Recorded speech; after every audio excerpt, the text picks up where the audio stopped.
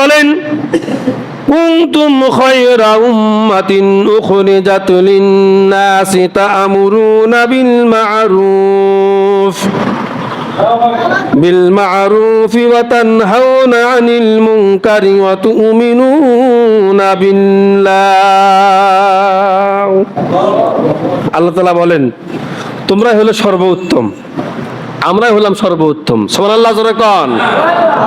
আমরাই নাকি সর্বোত্তম? কোন দিক দিয়ে সর্বোত্তম? খাই বেশি কি সর্বোত্তম? কথা বলেন না। কি এই দিক দিয়ে কি মানে সর্বোত্তম? না।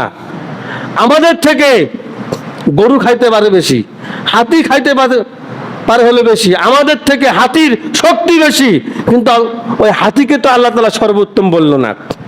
এই আশরাফুল মাখলুকাতকে আল্লাহ তাআলা কি জন্য সর্বোত্তম বললো? কান লাগান। এই কারণেই সর্বোত্তম আল্লাহ তাআলা আপনাকে আমাকে এই কোরআনুল কারীমের ভিতরে মেসেজ দিয়ে সর্বোত্তম বলে এই উম্মতি মুহাম্মদীকে আল্লাহ তাআলা ডাক হলো দিলেন, তোমরাই হলে সর্বোত্তম উম্মত, আমরাই সর্বোত্তম উম্মত। কারণ হচ্ছে আমাদের নবী হচ্ছে সর্বশ্রেষ্ঠ নবী, আখিরি জামানার নবী, যার পরে আর কোনো রসুল আসবে না, যার পরে আর কোনো কি নবী কি আসবে না, যার পরে আল্লাহ তাআলা নবীর দরজা বন্ধ করে দিয়েছেন, জানালা বন্ধ করে দিয়েছেন, যার পরে আর কোনো পয়গম্বর নাই। তিনি হচ্ছেন সাইয়্যিদুল মুরসালিন, খাতাবান নবিয়্যিন, রাহমাতাল লিল আলামিন, নবী মুহাম্মদুর রাসূলুল্লাহ কন্যা সাল্লাল্লাহু আলাইহি ওয়াসাল্লাম। তাহলে নবী সর্বোত্তম, আর উম্মত হচ্ছে শয়তানের হাড্ডি। কথা বলেন না কেন? নবী সর্বোত্তম, উম্মত গাঞ্জাখোর। নবী সর্বোত্তম, তার উম্মত সুদখোর। উম্মত সর্বোত্তম, তার উম্মত ইসলাম বিরোধী, কোরআন বিরোধী। জবাবটা দিবেন কি আল্লাহর কাছে? কি ঠিক কি না? এবার কান লাগেন।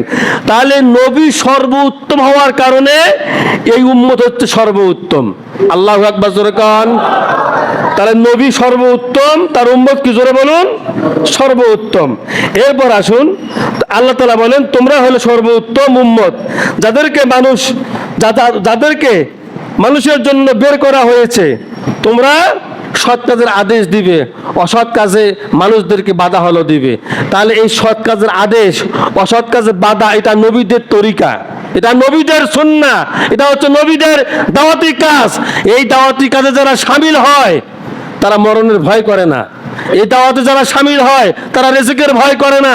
এই দাওয়াতে যারা শামিল হয় তারা আল্লাহ ছাড়া অন্য কাউরের কাছে মাথা নত করে না।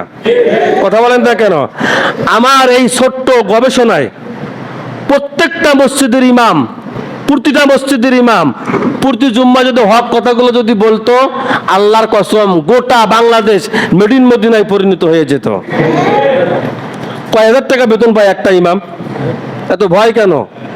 হক কথা বলতে না পারলে মানে মুসিগিরির কাজ করে হলো খান, হক কথা বলতে না হলে পারলে মানে কুলিগিরি করে খান, আল্লাহ তার থেকে বেশি বরকত দিবে। কি ঠিক কি না? তাহলে সমস্ত নবী আর রাসূল এসেছিলেন হকের দাওয়াত নিয়ে। আল্লাহু আকবার, জোরে বলুন। তাহলে এই দাওয়াতের সিস্টেম আপনাকে আমাকে সকলকে সবাইকে চালু হলো করতে হবে।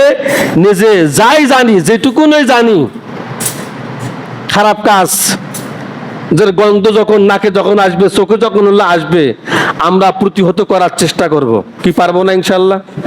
কথা বলেন না কেন? কি পারবো না?